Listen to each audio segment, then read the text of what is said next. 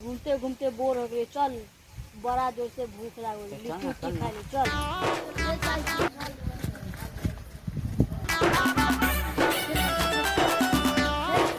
अरे वहाँ पर तो संतोषवा के बेटवा बा।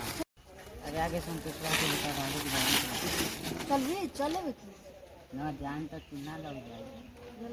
चल चल देखा जा की करे आइले रह कहाँ से आइले? आइले लिट्टी खाए खा ले। की दोस्त की नरहरिया चाके बेटा के ले गया थी। चल लिट्टी खा। ए भाई तो हमारे पास पैसा नहीं गुटका चाहिए।